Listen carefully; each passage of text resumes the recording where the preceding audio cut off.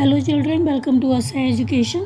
आज हम करेंगे आरबीएससी की तीसरी क्लास की हिंदी की किताब का 15वां चैप्टर अटल ध्रुव। इसका हम करेंगे अभ्यास कार्य, इसके हम करेंगे प्रश्नोत्तर। तो आपके जो ये शब्द अर्थ हैं उनको आप अच्छे से समझ लीजिए कि किसका क्या अर्थ होता है। जैसे भय, भय माने होता है डर। आशीर्वाद माने होता है आशीष। अटल माने होता है स्थिर। ईश्वर माने क्या होता है भगवान। क्रूरता माने होता है निर्दयता। और तपस्वी माने जो तप करता है, तप करने वाला।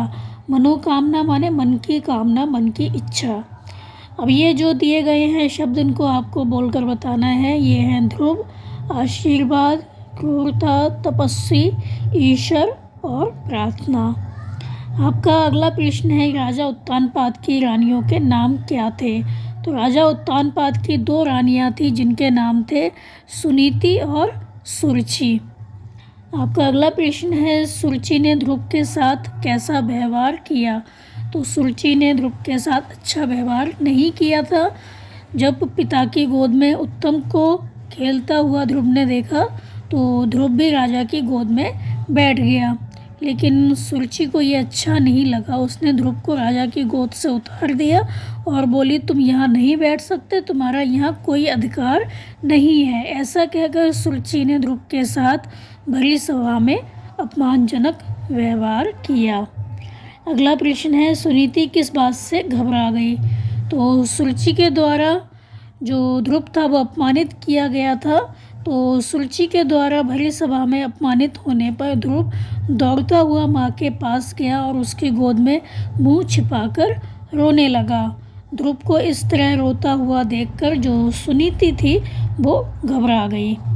आपका अगला प्रश्न है, और, तो, की, पर आदि शब्द लगाकर वाक्य को पूरा करें। तो ये शब्द आपको लगाने हैं रिक्त स्थान में। तो पहला है, ईश्वर ने चाहा। तो ईश्वर ने चाहा तो तेरी मनोकामना पूरी होगी।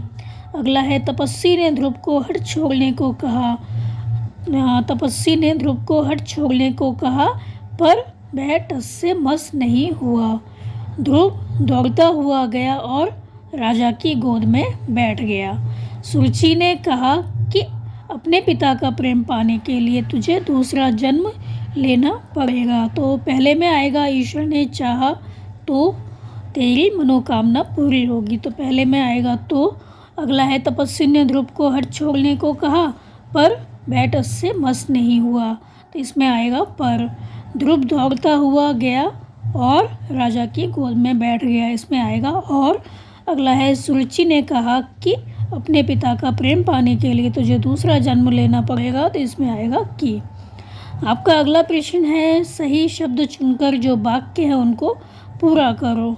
तो ये जो आपके कोष्ठक में शब्द दिए गए हैं उसमें से आपको देखना है कि कौन सा सही है और रिक्त स्थान में भरना है।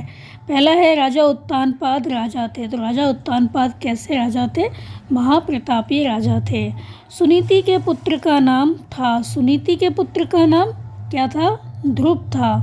ध्रुव तपस्या करने गया। कहाँ गया, जंगल में या मंदिर में। तो ध्रुव तपस्या करने जंगल में गया। ईश्वर ने उसकी से प्रसन्न हो वरदान दिया। ईश्वर ने उसकी भक्ति से प्रसन्न हो वरदान दिया।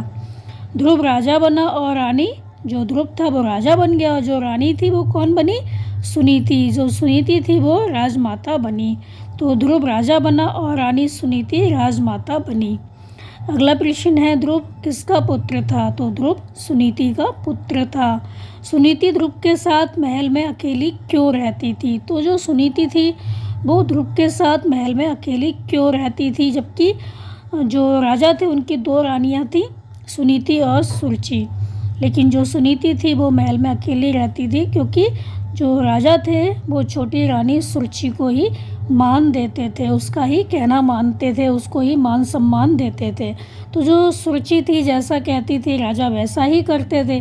तो राज्य के सभी लोग जो थे वो सुरुचि का ही आदर करते थे। सुनीति को कोई नहीं पूछता था, इसलिए सुनीति अपने पुत्र ध्रुव के साथ महल में अकेली रहती थी।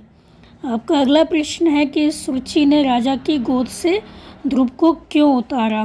तो सुरुचि ने राजा की गोद से ध्रुव को क्यों उतार दिया, क्योंकि उसको लगता था कि राजा पर उसी का अधिकार है और राजा की गोद में बैठने का अधिकार सिर्फ उसके बेटे उत्तम का है।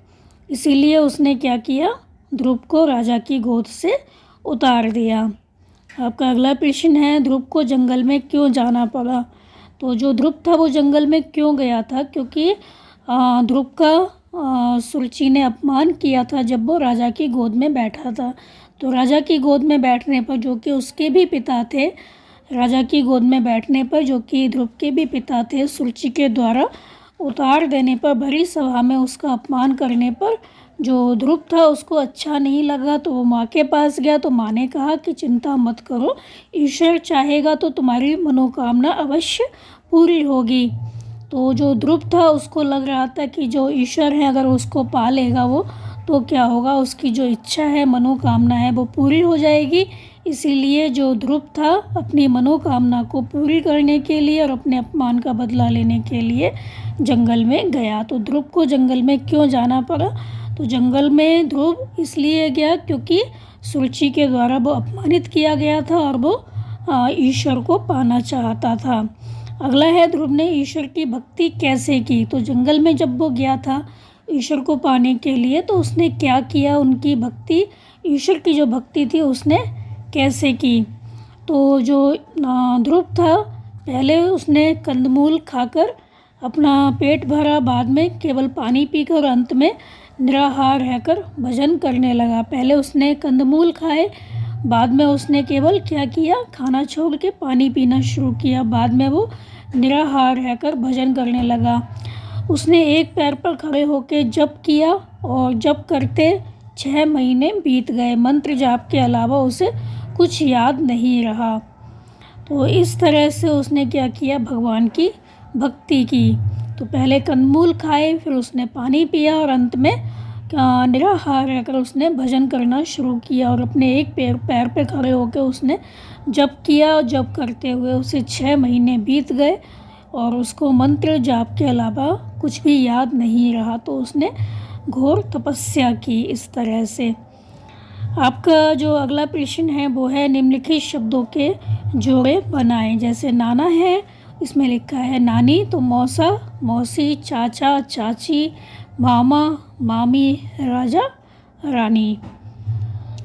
अगला है, नए शब्द बनाएं। जैसे चढ़ है तो चढ़ना, इसी तरह पर तो पढ़ना, सुन, सुनना, चल, चलना, कर, करना।